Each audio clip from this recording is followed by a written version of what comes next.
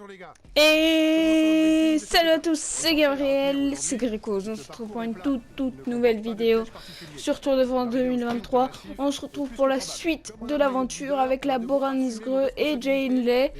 Donc on a eu un début très compliqué avec 3 abandons déjà. Nils Politt, Conrad et comment il s'appelle déjà, Sergio Higuita, alors qu'il était maillot jaune et qu'il avait gagné la première étape. Il est tombé et du coup il a abandonné. C'est vraiment dommage parce que il aurait pu nous servir en tant que maillot à poids, même lieutenant de comment il s'appelle, de Jay Hindley. Donc c'est un peu dommage, mais bon, c'est pas très grave. Et en plus Vlasov est tombé, donc pas tout se passe pas pour le mieux, en sachant que hier, l'étape s'est très mal passée avec Sam Bennett. On a fini très loin. Donc aujourd'hui, on va essayer de faire mieux. Et c'est pas plus mal qu'on ait un plus 2. Hein. Au moins, on se mettrait au même niveau que tout le monde. Donc tant mieux, on va essayer de faire un bon résultat aujourd'hui à l'arrivée au circuit de Nogaro. Donc allez, on va tout donner pour réussir à faire une belle étape. 265. Regardez comme elle est pauvre notre équipe. On est 5 dans notre équipe. On pourra jamais faire rouler. Hein. L'équipe, on pourra jamais la faire rouler pour aller chercher quelque chose ou quoi que ce soit. Laissez tomber, c'est impossible. J'espère qu'on n'aura pas d'autres abandons. Et en plus, on a le maillot jaune avec Hindley, donc ça serait vraiment bête qu'on ait un abandon avec lui. Allez, on va attendre le sprint intermédiaire. Alors, pour le Tour de France, moi je pense, faites vos pronostics en commentaire, mais je pense qu'un Tadej Pogacar pourrait plus gagner le Tour de France qu'un Jonas Vingegaard. Je vois moins Jonas Vingegaard gagner que Tadej Pogacar. Pogacar, je le vois, je pense qu'il va gagner. Je mets à 80%, je pense qu'il va gagner. 80% de chance qu'il gagne et 20% pour Vingegaard ou un autre. Bon, un autre. Mais je pense qu'à part chute ou maladie ou quoi que ce soit, il va gagner Pogacar. Il avait l'air tellement fort. Après, il a eu une petite blessure. Et j'espère que cette petite blessure ne l'a pas trop impacté dans sa préparation pour le tour. Mais il avait l'air de dire que ça n'avait pas impacté et qu'elle était arrivée au meilleur moment, cette blessure. Qu'elle n'était pas trop tôt avant le Tour de France. Parce que là, à ce moment-là, ça aurait été un problème. Donc je vais essayer de retrouver l'article sur Eurosport. Je sais plus ce que c'est.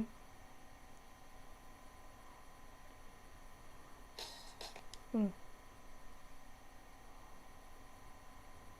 Les premiers sont à 2 km du grimpeur. Après, au moment où je tourne, on est vendredi. Roule fort, restez bien placés. Vendredi combien juin? On est vendredi 23 juin.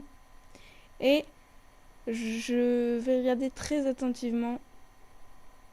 Je vais regarder très attentivement les championnats de France.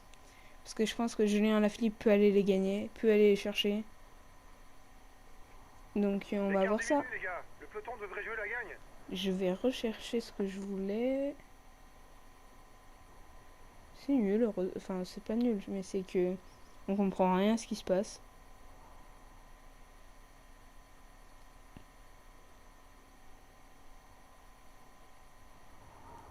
Le sprint intermédiaire approche pour la tête de la course.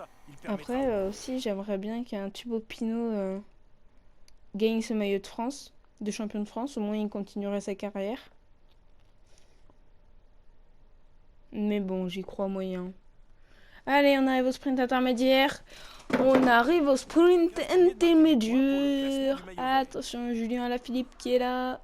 Sinkeldam, Bob Jungels, Henrik Mas. La Movistar qui est la meilleure équipe de ce tour pour le moment avec Henrik Mas. Et il y a qui d'autre qui est bon en grimpeur? Isaguirre, Ouais, ils sont pas si forts que ça. Voilà le vainqueur du En sprint termes de intermédiaire. grimpeurs.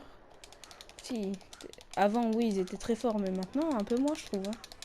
Allez, on va se mettre dans la roue de la porte. Pedersen, dans la roue de Groenewegen. Ewan. Ah, on s'est fait bloquer. Et en plus, on aurait pu utiliser bien avant on aurait pu attaquer bien avant, c'est ça que je voulais dire.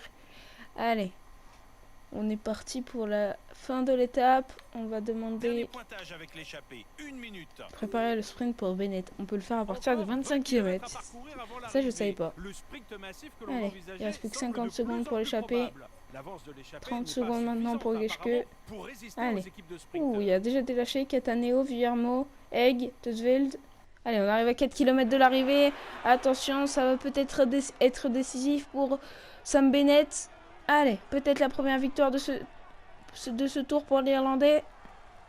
Et on n'espère pas la dernière. Mais attention, c'est pas encore fait pour la victoire. Faut se mettre dans la route d'Agnese. Je le sens très bien, d'Agnese. Il est toujours fort sur cette étape, je trouve. Je ne sais pas pourquoi, mais je trouve que Dainese, dans cette étape, je sais pas si c'est scripté le jeu, mais il est incroyable Dainese dans cette étape. Donc je vais me mettre dans sa roue. Je le trouve qu'il est vraiment incroyable Dainese. Bon, en fait, on va se mettre dans la roue de Vlasov. On va voir qu'il va s'arrêter au pire moment comme d'hab. Allez, attention, il faut bien se mettre à l'intérieur pour avoir la meilleure trajectoire. Et on va attaquer. Oh, on s'est fait bloquer par notre coéquipier.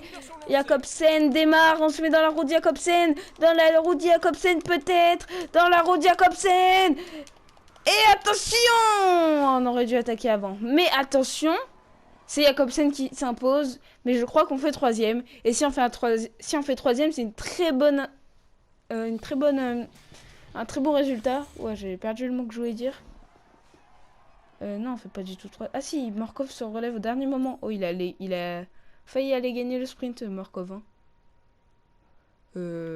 Comment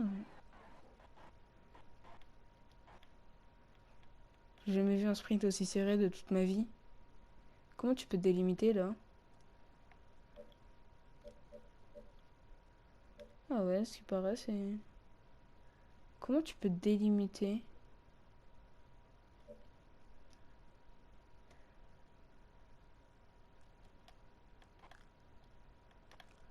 Grâce au lancer de vélo, Jacobsen. Hein. Oh, il était magnifique ce sprint. Bien joué à lui. Bravo à Jacobsen. C'est magnifique. Très beau sprint de sa part. Le vainqueur de cette étape entre Nogaro... entre je sais plus où et Nogaro... Fabio Jacobsen. Le classement général de cette épreuve. Jay Hindley. Le maillot vert de cette épreuve. Jasper Philipsen. Le classement du meilleur grimpeur avec son maillot, c'est Anthony Perez. Le maillot blanc de cette épreuve, Nulo Tadej Pogacar. Et attention, on va voir s'il n'y en a pas un des sprinters qui a pu nous passer devant avec... Et oui, on fait bien troisième. Philipsen était en super forme. Incroyable. Tout comme nous d'ailleurs, mais bon. Alors, on est toujours ça. On est sixième, c'est bien, on est bien remonté.